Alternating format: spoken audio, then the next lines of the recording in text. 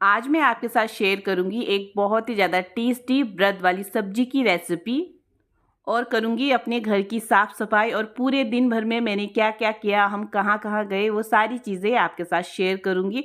तो चलिए स्टार्ट करते हैं आज का blog. Hello everyone, welcome back my YouTube channel. आज के ब्लॉग की शुरुआत कर रही हूँ मैं सुबह के 10 बजे से।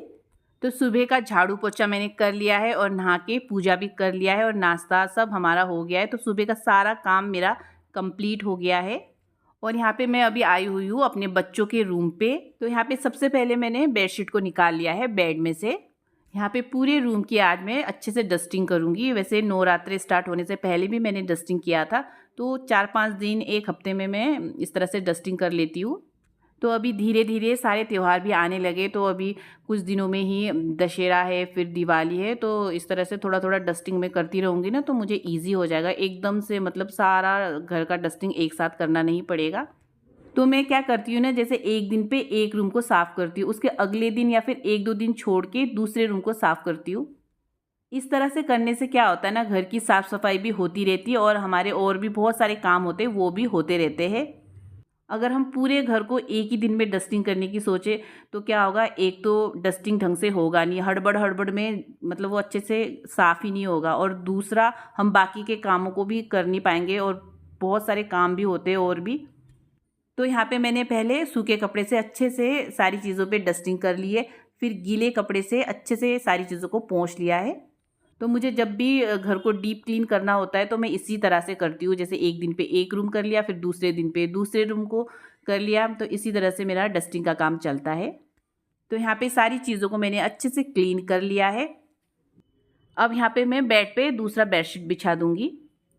तो बेडशीट ना मैं डेली चेंज नहीं करती हूँ, जैसे 4-5 दिन में या फिर 1 हफ्ते में चेंज करती हूँ। जैसे मुझे लगता है ना कि थोड़ा सा बेडशीट गंदा हो गया, तो तभी मैं इसको चेंज करती हूँ। और अभी इस टाइम पे ना दोनों बच्चे घर पे नहीं है, छोटा वाला तो गया है स्कूल और बड़ा वाला भी गया है कुछ काम से बाहर। तो मैं क्या करती हूँ ना, जब भी बच्चे घर पे नहीं होते तो उसी टाइम पे मैं बच्चों के रूम को क्लीन करती हूँ। क्योंकि बच्चे जब घर पे होते हैं तो वो अपने रूम में बैठ के या तो खेल रहे होते हैं या तो फिर कुछ काम कर रहे होते हैं, तो उनको डिस्टर्ब करना मुझे अच्छा नहीं लगता है। तो जब बच्चे घर पे नहीं होते तो उसी टाइम पे मैं बच्चों के रूम को क्लीन करती हूँ। तो यहाँ पे मैंने बेडशीट बिछा दिया है और बाकी की चीज़ों को भी, जैसे फुटमेट, चटाई है, इसको भी यहाँ पे मैं अपनी अपनी जगह पे बिछा दूँगी। और दोनों तकिया को ना मैंने बाहर धूप में सुखाने के लिए रख दिया है, उसका कवर निकाल के। तो जब वो सूख जाएगा तो बेड में मैं कवर लगा के उसको रख दूँगी। तो यहाँ पे मैंने अपने बच्चों का रूम एकदम नीट एंड क्लीन कर लिया है। तो कुछ इस तरह से दिखता है मेरे बच्चों का रूम। तो मुझे ना रूम पे ज़्यादा सामान भरा भरा बिल्कुल भी अच्छा नहीं लगता है, चाहे किचन हो चाहे रूम हो। मुझे कम सामान रख के ज़्यादा स्पेस उस पे हो तो ज़्यादा अच्छा लगता है। तो मैं अपने बच्चों का रूम कुछ इस तरह से रखती हूँ। रूम में मैं खाली बेड को रखती हूँ और एक छोटा सा टेबल रखती हूँ। टेबल मैंने अभी बाहर सुखाने के लिए रखा है डस्टिंग करके। और मेरे बच्चों के रूम पे है एक ये बड़ा सा अलमारी, काफ़ी लंबा ऊपर तक है, कुछ इस तरह से। तो अलमारी को भी मुझे ऑर्गेनाइज़ करना है। वैसे तो मैं ऑर्गेनाइज़ करके ही रखती हूँ, लेकिन मैं इसको फिर से ऑर्गेनाइज़ करने वाली हूँ, तो वो वाला ब्लॉग भी आपके साथ शेयर करूँगी कुछ ही दिनों में। और यहाँ पे बाहर ना सीढ़ियों पे रेलिंग का काम चल रहा है, तो भैया लोग लगा रहे हैं यहाँ पे रेलिंग। तो यहाँ पे पहले हमारा ना लोहे का रेलिंग था, तो अभी हमने उसको चेंज कर लिया, उसको निकाल लिया। तो यहाँ पे अभी स्टील का रेलिंग हम लगा रहे हैं। और इसके बाद जो नेक्स्ट ब्लॉग आएगा उस पर मैं आपको अपने नए घर का पूरा होम टूर दूँगी। वैसे तो अभी थोड़ा सा काम बाकी है, लेकिन जितना भी काम हुआ है मैं आपको अंदर से और बाहर से पूरे घर का होम टूर देने वाली हूँ नेक्स्ट ब्लॉग पे। तो अभी मैं और हस्बैंड जा रहे हैं मार्केट पे अपने नए वाले घर के लिए नल वगैरह, वॉश बेसिन देखने के लिए, जो भी किचन बाथरूम में नल वगैरह लगेगा, बाथरूम में शीट्स वगैरह लगेगा, वो देखने के लिए जा रहे हैं अभी हम।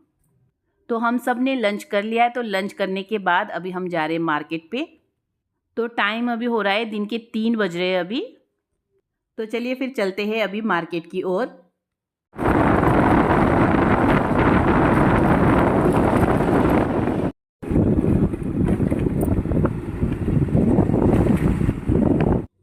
तो यहाँ पे अभी हम पहुँच गए हैं दुकान पे। तो यहाँ पे अभी हम नल वगैरह, वॉश बेसिन, सीट्स वगैरह सारी चीज़ें, जो भी चीज़ें लगती है बाथरूम किचन में, वो सारी चीज़ें देख रहे हैं अभी। तो सारी चीज़ें यहाँ पे हमने फाइनल कर ली है। तो 2-3 घंटे में सारा सामान भी घर पे पहुंच जाएगा, यानी कि शाम तक सारा सामान घर पे आ जाएगा। तो इनमें से कौन सी चीज़ें हमने पसंद किए वो सारा आपको होम टूर के ब्लॉग पे देखने को मिलेगा। तो यहाँ पे हम लोग वापस घर पे पहुँच गए हैं और घर आते ही यहाँ पे हस्बैंड सीढ़ियों को अच्छे से धोने लगे हैं। अभी भैया लोग रेलिंग का काम पूरा कंप्लीट करके चले गए हैं, तो सारा धूल मिट्टी हो गया था, तो वही हस्बैंड अच्छे से धो रहे हैं, यहाँ पे साफ़ कर रहे हैं। तो हमारे घर का जो भी काम होता है हस्बैंड और मैं दोनों मिलके सारा काम करते हैं। तो मैं अपने हस्बैंड की बात करूँ तो मेरे हस्बैंड बहुत ही ज़्यादा सपोर्टिव है, मेरे हर काम में मुझे हेल्प करते हैं। और हमारे घर पे ना जिसके आगे जो काम आ जाए वो कर लेता है, ये नहीं सोचता है कि ये काम इसका है तो यही करेगा या यही करेगी, ऐसा नहीं है। हम मिलजुल के सारा काम अपना कर लेते हैं। और यहाँ पे साइड पे आपको कुछ कट्टे दिख रहे होंगे ना, तो इसमें जो बचे हुए रेत बजरी वो हमने रखा हुआ है, तो अभी इसको ऐसे ही रखा है, इसको अभी हम स्टोर रूम में ऊपर रखेंगे। और यहाँ पे अभी मैं बनाने लगी हूँ शाम की चाय, और साथ में मैंने साइड पे कुकर पे आलू को भी बॉईल करने के लिए रख दिया है। तो आज मैं आलू और मूंगफली की एक बहुत टेस्टी सब्जी बनाने वाली हूँ, जिसकी रेसिपी मैं आपके साथ शेयर करूँगी। बिना लहसुन प्याज के भी ये सब्जी इतना ज़्यादा टेस्टी होता है। तो यहाँ पे मेरी चाय भी बन गई है, तो अभी मैं और हस्बैंड पी लेते हैं चाय। अभी आपसे मिलती हूँ मैं थोड़ी देर के बाद। तो यहाँ पे मैंने आलू पे 2-3 सीटी लगा लिया था, तो इसको निकाल के थोड़ी देर छोड़ दूँगी ठंडा होने के लिए। और अभी मैं जा रही हूँ शाम के टाइम पे अपने डॉगी को घुमाने के लिए। और मुझे थोड़ा सा कड़ी पत्ता भी चाहिए, तो रास्ते में बहुत सारे कड़ी पत्ते के पेड़ है, तो थोड़े से कड़ी पत्ते तोड़ के भी मैं लेके आऊँगी। जल्दी आओ, जल्दी आओ।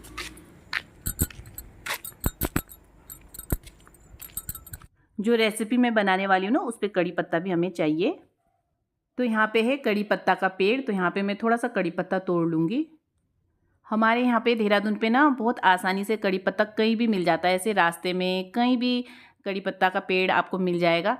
और कितनी जगह तो ऐसी होती है जहाँ पे कड़ी पत्ता मिलता ही नहीं है, तो वो क्या करते हैं कि गमले में लगा के खाते हैं, क्योंकि बहुत सारी ऐसी रेसिपीज़ होती है जिसमें कड़ी पत्ता डालना ही पड़ता है, उसी से उसका टेस्ट अच्छा आता है। तो बस यहाँ पे अभी मैं जीली को घुमा के और कड़ी पत्ता तोड़ के घर पे वापस आ गई हूँ। तो यहाँ पे ना मैं पहले कड़ी पत्ता को इस तरह से तोड़ के पानी पे थोड़ी देर भिगोने के लिए रख दूँगी, क्योंकि ना ये कड़ी पत्ता का पेड़ एकदम रास्ते के किनारे में है और रास्ते पे इतनी गाड़ियाँ चलती रहती है, तो उसकी वजह से ना कड़ी पत्ता पे देखिए कितना ज़्यादा धूल जैसा ऐसा जमा हुआ है ना। तो इसको थोड़ी देर पानी पे भिगो के रख दूँगी, तो ये बहुत आसानी से इसके जितने भी धूल मिट्टी है सारे निकल जाते हैं। और अब यहाँ पे जो आलू मैंने ठंडा होने के लिए रखा था थोड़ा सा ठंडा हो गया है, तो इसका भी छिलका निकाल लूँगी मैं। आज की जो सब्जी की रेसिपी मैं आपके साथ शेयर कर रही हूँ ना, ज़रूर आप एक बार ट्राई कीजिएगा इस रेसिपी को, बहुत टेस्टी होती है खाने में। बिना लहसुन प्याज के भी ये सब्जी इतना ज़्यादा टेस्टी होता है, आपको पता भी नहीं चलेगा कि आपने इसमें लहसुन प्याज ऐड नहीं किया है। और आप इसको व्रत वाले दिन तो खा ही सकते हो, और बाकी के टाइम भी आप कभी भी इसको बना के खा सकते हैं। यहाँ पे मैंने सारे आलूओं को छील लिया है, तो इसको भी रख देते हैं कड़ी पत्ते के साइड पे। अब नेक्स्ट हमें चाहिए कच्ची मूंगफली, तो यहाँ पे मैंने आधा कटोरी कच्ची मूंगफली ली है और मूंगफली को हमें फ्राई करना है, जिसके लिए यहाँ पे मैंने गैस पे कढ़ाई रख दिया और उस पर मैंने 2 चम्मच सरसों का तेल डाल दिया है। यहाँ पे तेल अच्छे से गर्म हो गया है, तो अब इस टाइम पे डाल देंगे मूंगफली और इसको हमें गोल्डन ब्राउन होने तक थोड़ी देर लगातार चलाते हुए फ्राई कर लेना है। यहाँ पे गैस के फ्लेम को एकदम हाई रखना है और लगातार हमें इस तरह से चलाते रहना है। 2-3 मिनट में ही ये अच्छे से फ्राई हो जाता है। तो देखिए मूंगफली पे गोल्डन ब्राउन कलर आ गया है, तो बस इतना ही हमें इसको फ्राई करना है। यहाँ पे गैस को कर देंगे बंद और सारी मूंगफली को निकालेंगे एक प्लेट पे। और इससे ज़्यादा मूंगफली को फ्राई मत कीजिएगा, अगर बहुत ज़्यादा फ्राई करेंगे ना तो वो क्या होगा, खाने में थोड़ा सा कड़वा कड़वा लगेगा, वो बिल्कुल भी अच्छा टेस्ट नहीं आता है। तो बस इतना ही हमें मूंगफली को फ्राई करना है। तो यहाँ पे मूंगफली भी फ्राई होके तैयार हो गई है। अब आलू को हम छोटे छोटे पीसेस में कट कर लेंगे। आप चाहे तो इसको मैश करके भी बना सकते हैं, लेकिन इस रेसिपी पे इस तरह से छोटे छोटे पीसेस करके बनाने से ये रेसिपी देखने में बहुत ज़्यादा अच्छी लगती है। यहाँ पे मैंने सारे आलूओं को कुछ इस तरह से पीसेस में कट करके तैयार कर लिया है, तो ये भी तैयार हो गया है। तो ये वाली सब्जी बनाने के लिए हमें चाहिए बॉइल्ड आलू, कड़ी पत्ता और कच्ची मूंगफली, जिसको मैंने फ्राई कर लिया है। अब यहाँ पे जो कड़ी पत्ता को मैंने भिगोने के लिए रखा था उसको इस तरह से निकाल लेंगे, मतलब डंठल में से पत्तों को अलग कर लेंगे। सारे पत्तों को निकालने के बाद एक बार फिर से मैं इसको पानी में धोऊंगी। तो यहाँ पे मैंने कड़ी पत्ते को फिर से एक बार अच्छे से धो लिया है। अब यहाँ पे जो मूंगफली को मैंने फ्राई करके रखा था तो उसका इस तरह से थोड़ा थोड़ा छिलका मैं निकाल लूँगी। आप चाहे तो इसको छिलके के साथ भी बना सकते हैं या इस तरह से थोड़ा थोड़ा छिलका निकाल सकते हैं। पूरी तरह से छिलका नहीं भी निकलेगा तो उससे कोई भी फ़र्क नहीं पड़ता है। तो यहाँ पे देखिए थोड़ा थोड़ा इस तरह से निकाल के हम सारी मूंगफली को तैयार कर लेंगे। यहाँ पे मैंने मूंगफली में से थोड़ा थोड़ा छिलका इस तरह से निकाल लिया है। अब यहाँ पे मूंगफली को थोड़ा सा मोटा मोटा मैं कट कर लूँगी। जैसे एक मूंगफली का 2 या 3 पीस ऐसे मैं कर लूँगी। आप चाहे तो इसको ऐसे ही साबुत भी डाल सकते हैं या तो इस तरह से मोटे मोटे से पीसेस करके भी डाल सकते हैं। तो कुछ इस तरह से मैंने थोड़े से मोटे मोटे मूंगफली को कट करके तैयार कर लिया है। तो यहाँ पे मैंने मूंगफली को कट करके भी तैयार कर लिया है। अब चलते हैं इसको पकाने के प्रोसेस पे। तो यहाँ पे कढ़ाई पे मैंने डाल दिया है 3 से 4 चम्मच सरसों का तेल। तेल गर्म हो गया तो इस पे डाल देंगे 2 चम्मच जीरा।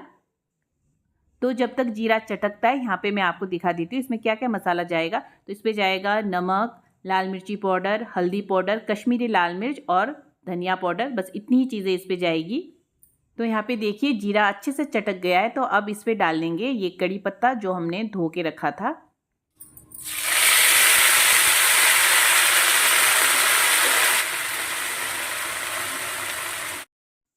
और कड़ी पत्ता को थोड़ी देर इस तरह से चलाते हुए फ्राई कर लेंगे। तो यहाँ पे देखिए कड़ी पत्ता भी अच्छे से फ्राई हो गया है। अब गैस के फ्लेम को एकदम लो करेंगे और उसके बाद ये सूखे मसाले डाल देंगे सारे एक साथ। मसालों को डालने के बाद तुरंत हमें कुछ सेकंड इसको इस तरह से चलाना है और उसके बाद हम इस पे डाल देंगे ये बॉइल्ड आलू।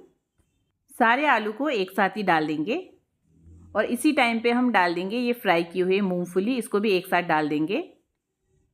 अब सारी चीज़ों को हम अच्छे से मिक्स कर लेंगे और इस तरह से चलाते हुए इसको फ्राई कर लेंगे। और गैस के फ्लेम को हमें यहाँ पे पूरी तरह से लो रखना है। तो लो फ्लेम पे ये पूरी सब्जी पकेगी।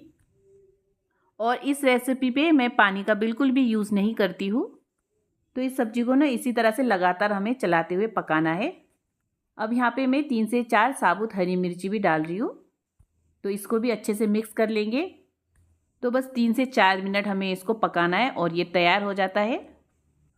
और यहाँ पे लास्ट पे गैस को बंद करने से पहले इस पे डाल देंगे एक नींबू का रस। नींबू की जगह पे आप अमचूर या फिर विनीगर का भी यूज़ कर सकते हैं। इसको भी अच्छे से अब थोड़ी देर मिक्स कर लेंगे। तो यहाँ पे देखिए तैयार हो गया है हमारा आलू और मूंगफली का टेस्टी सब्जी। तो इस तरह से बनाने से ना ये सब्ज़ी बहुत ज़्यादा टेस्टी होती है। तो आप ज़रूर इस रेसिपी को एक बार ट्राई कीजिएगा। आप इस सब्ज़ी को रोटी के साथ खाइए, पराठे के साथ खाइए, दाल चावल के साथ खाइए, किसी के भी साथ खाएंगे ना ये बहुत ज़्यादा टेस्टी लगता है। और आप कहीं सफ़र पे जा रहे हैं तो ये सूखी सब्ज़ी आप लेके जाएंगे ना ये ख़राब भी नहीं होता है और खाने में ना इतना ज़्यादा टेस्टी लगता है। तो यहाँ पे मेरी सब्ज़ी भी बनके तैयार हो गई है और अभी हो गया है शाम की पूजा का टाइम। तो मैं कर लेती हूँ पूजा।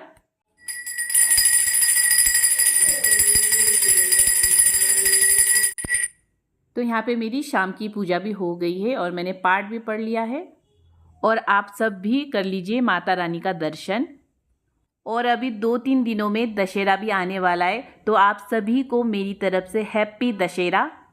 क्योंकि मेरा जो नेक्स्ट ब्लॉग आएगा वो दशहरा के बाद में ही आएगा, इसलिए आप सभी को एडवांस में मेरी तरफ से हैप्पी दशहरा। तो पूजा करने के बाद यहाँ पे मैंने रोटी भी बना लिया किचन में आके और सब्जी तो मैंने पूजा करने से पहले ही बना के रख लिया था। तो यहाँ पे हमारी रोटी और सब्जी बनके तैयार हो गई है। अभी दिखाती हूँ मैं आपको इसकी प्लेटिंग करके। तो सबसे पहले डालेंगे आलू और मूंगफली की ये टेस्टी सब्जी। तो ये सब्जी ना इसी तरह से सूखी ही बनती है।